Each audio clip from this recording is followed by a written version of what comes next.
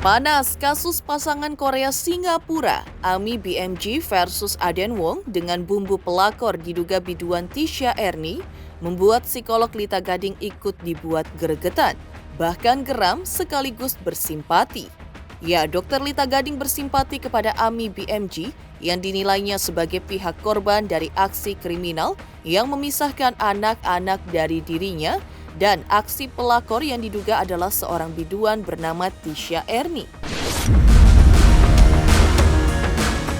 Lantas benarkah Aden Wong membantah tudingan Ami BMG telah berselingkuh dengan Tisha Ernie? Seperti apa pula Dr. Richard Lee menilai Aden Wong, Ami BMG terkait kasus yang melilit ketiganya dan melibatkan tuduhan pelakor kepada seorang biduan? Seperti apa pula peneropongan para peramal atas tudingan kepada Ami BMG bahwa ia menggunakan ilmu hitam dan akan menjadikan babynya sebagai tumbal? Pemirsa, bersama Intens Investigasi, kami hadirkan kabar terkini, terpercaya dan teraktual. Tetapi sebelumnya, jangan lupa untuk like, subscribe, dan juga share channel YouTube ini.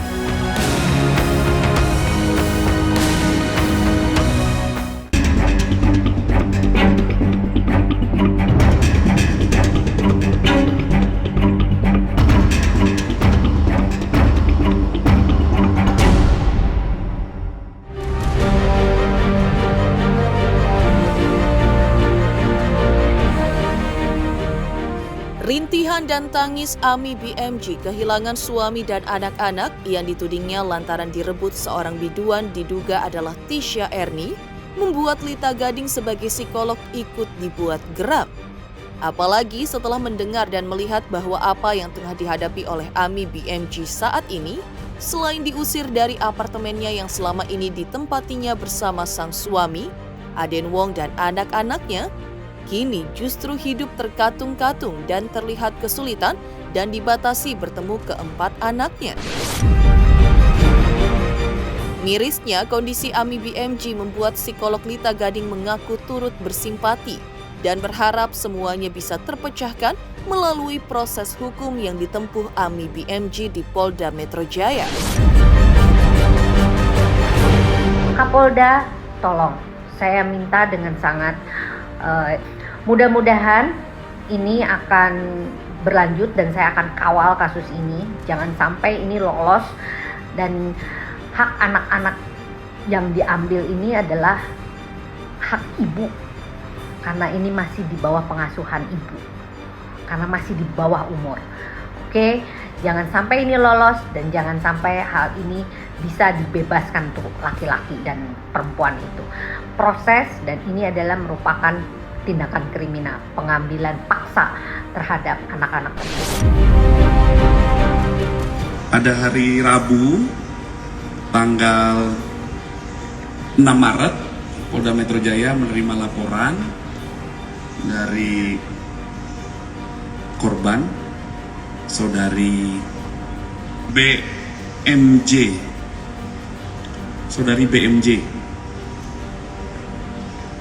yang melaporkan terkait dugaan adanya peristiwa pidana perzinahan dan atau menghalangi pemberian ASI eksklusif. Terlapornya 2 orang, saudara WMG dan saudari ES alias TE. Kemarin tanggal 6 diterima laporannya. Saat ini penyidik masih melakukan pendalaman dalam proses penyelidikan.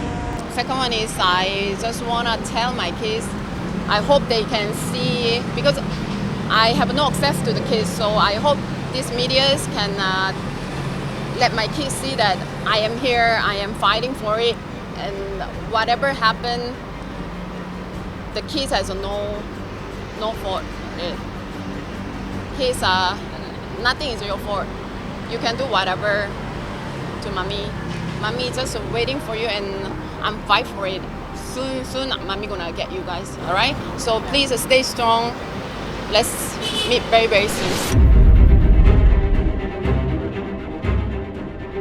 Selain bersimpati dengan Ami BMG yang memposisikan diri sebagai korban dalam prahara rumah tangganya dengan Aden Wong, psikolog Lita Gading juga mengaku geram dengan biduan Tisha Ernie yang dituding oleh psikolog Lita Gading diduga menjadi seorang pelakor. Menurut penuturan Lita Gading, korban aksi kegenitan yang diduga Tisha Ernie sudah banyak.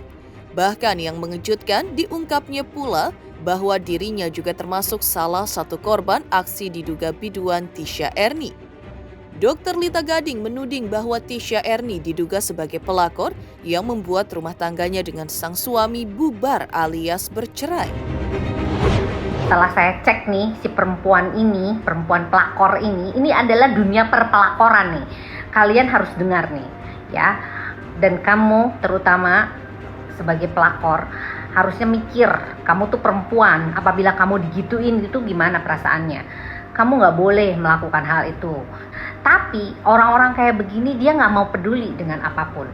Karena apa? Di dalam jiwa dia itu ada adrenalin yang ingin mengambil dan merebut hak orang lain. Itu ada kepuasan buat dia. Ada kepuasan, ada rasa iri terhadap orang lain. Indikasi kelainan kepribadian di dalam diri dia, si perempuan tersebut. Dan yang terparah adalah dia merasa puas dengan apa yang diambilnya dan itu dilakukan berkali-kali. Thank you so much for all your support and your kind words. It really made me stay strong. I'm still not with my kids. I believe my kids are somewhere in Johor Bahru now.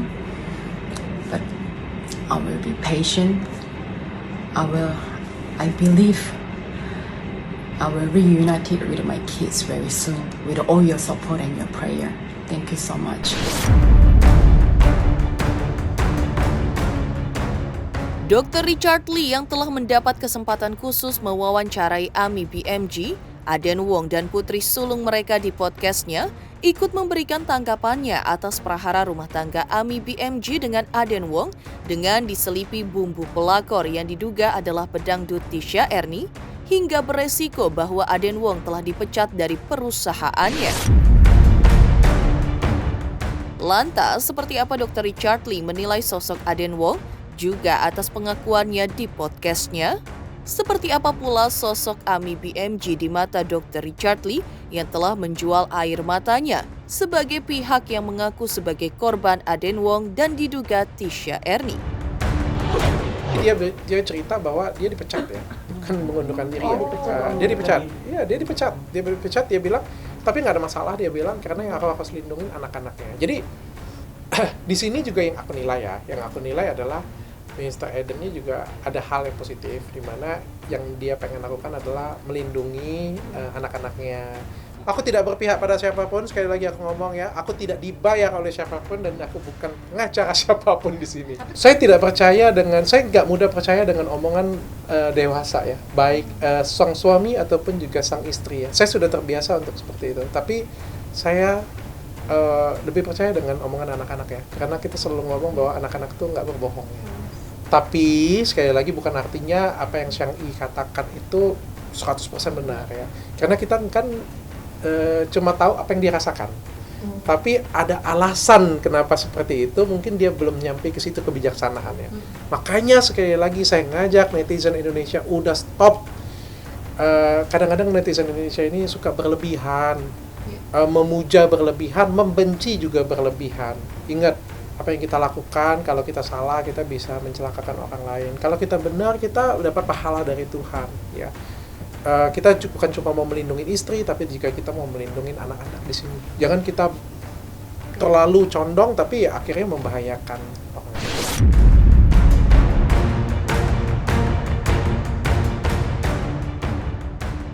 Mengejutkan simpati psikolog Lita Gading pada Ami BMG yang dinilainya sebagai korban pelakor seperti dirinya dan merasa geram dengan sikap pelakor yang diduga adalah biduan Tisha Ernie. Lantas seperti apa pula peneropongan Ki Kusumo menjawab tudingan pihak Aden Wong bahwa Ami BMG menggunakan ilmu hitam dan konon akan menjadikan bayinya sebagai tumbal? Pemirsa Intens Investigasi, jangan lupa saksikan terus Intens Investigasi. Dan pastikan jangan lupa untuk like, subscribe, share, dan juga komen jelang 3 juta subscribers channel Intens Investigasi.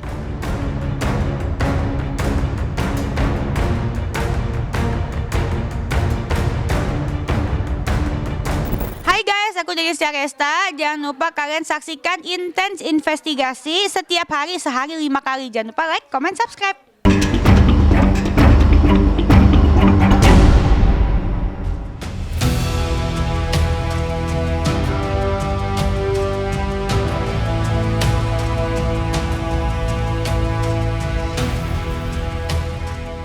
Prahara rumah tangga Ami BMG versus Aden Wong versus Tisha Ernie juga diwarnai tudingan dari pihak Aden Wong bahwa Ami BMG menggunakan ilmu hitam atau black magic. Dalam tudingan pihak Aden Wong bahwa ilmu hitam yang digunakan Ami meminta tumbal seorang anak kecil. Konon dari pihak Aden Wong menuding bahwa sebagai tumbal, maka anak bungsu Ami BMG yang baru balita itu yang akan dikorbankan. Dengan alibi tudingan tersebut dan berniat menyelamatkan anak, maka pihak Aden Wong pun berusaha merebut bayi dari dekapan Ami dan itu berhasil. Sejak tanggal 21 Januari 2024, Aden membawa kabur bayi Ami tersebut ke apartemennya. Menanggapi tudingan tersebut, Ki Kusumo berusaha menerawang untuk menjawab apakah Ami BMG memang benar-benar menggunakan ilmu hitam seperti yang dituduhkan atau tidak. Ilmu hitam itu ilmu yang berkiblat pada areal-areal yang berhubungan dengan dunia mistik hitam. Jadi dengan tumbal, dengan kematian, dengan kesakitan, dengan penderitaan dan lain-lain. Jadi kalau tidak menyakiti, tidak ada korban, tidak ada yang penderitaan yang ABCD, saya pikir sih belum sampai ke arah situ. Kalau saya melihat sih belum ada energi kuat yang berkaitan dengan energi hitam tadi. Selain Ki Kusumo yang menelisik belum melihat adanya energi kuat yang berkaitan dengan ilmu hitam dalam diri Ami BMG. Ada pula Eyang Ratih yang juga berusaha menerawang apakah Ami BMG menggunakan ilmu hitam alias black magic seperti yang dituduhkan pihak Aden Wong atas dirinya. Para pelakor ini jahat banget ya. Sudah merebut suaminya, direbutnya juga anaknya. Kalau Eyang lihat ya, sepanjang ini Army hanya menuntut haknya. Bagaimana itu seorang suami dan bagaimana dia mempunyai seorang baby ya, anak yang baru lahir sekitar 4-5 bulan begitu, tiba-tiba dipisahkan, tentunya ya diuber dong. Kalau untuk memisahkan dengan ilmu hitam itu tidak yang tidak melihat. Mungkin kalau dia minta tolong, hanya minta tolong agar suami dan anaknya kembali. Yang menguna-nguna itu justru si Ernie kali. I'm very helpless because my husband Aden Wong and his mistress Tisha Ernie, they kicked me out of a family house. They took all our savings. Most importantly, they took away my 4 kids, including my 4-month-old for breastfeeding baby.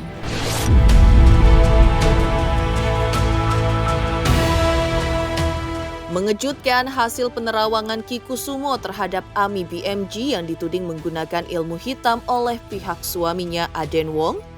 Lantas, benarkah mantan manajer mengaku terkejut ketika mendengar kabar bahwa Tisha Ernie dituding jadi pelakor? Benarkah Natalie Hoscher, mantan istri komedian Sule, menyindir yang diduga Tisha Ernie yang dulu disebut-sebut juga sebagai orang ketiga dalam rumah tangga mereka yang berujung cerai?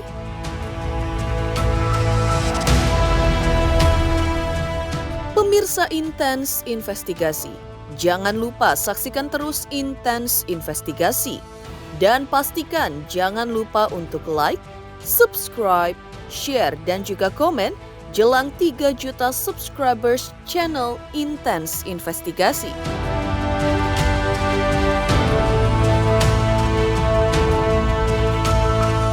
Halo, aku Judika. Jangan lupa saksikan Intens Investigasi 5 kali dalam sehari hanya di YouTube Intens.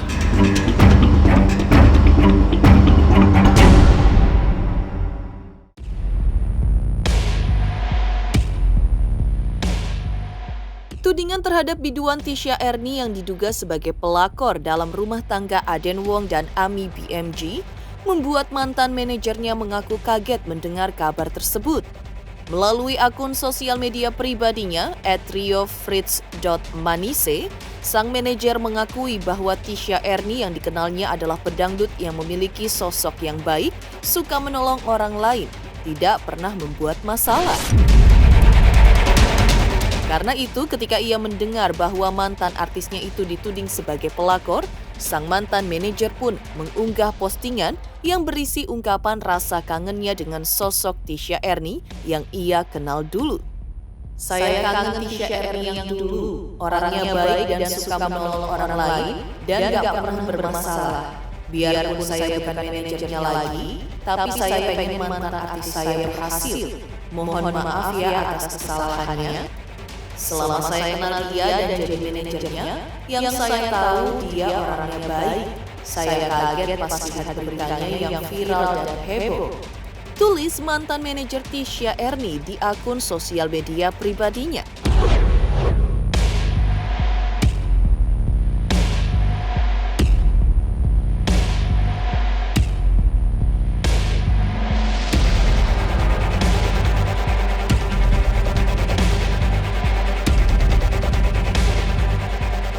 Tak hanya itu, bahkan Natalie Holscher pun memposting tulisan di akun sosial media pribadinya yang diduga berisi sindiran yang diduga ditujukan kepada Tisha Erni.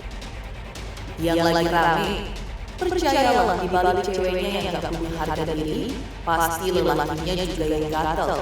Kalau kayak gitu gak usah diperjuangin, karena seterusnya akan seperti itu. Bagaimana kita aja sebagai perempuan memutuskan menjadi bijak dan lebih punya value. Ntar juga Allah yang akan tunjukkan. TE. Seperti diketahui bahwa prahara perceraian Natalie Holscher dan komedian Sule di tahun 2021 silam sempat mencuat kabar adanya orang ketiga, dan ketika itu nama Tisha Erni juga disebut-sebut. Menanggapi kabar miring tersebut, ketika itu Tisha Erni pun muncul dan membuat klarifikasi. Ia membenarkan pernah dekat dengan Sule, bahkan terlibat hubungan spesial hingga sering video call dan berkirim pesan melalui DM dan WhatsApp. Namun ia berdalih bahwa hubungan tersebut terjadi sebelum terjadi pernikahan Sule dengan Natalie Holscher. Pernyataan yang sama juga dilontarkan Sule terkait kedekatan keduanya.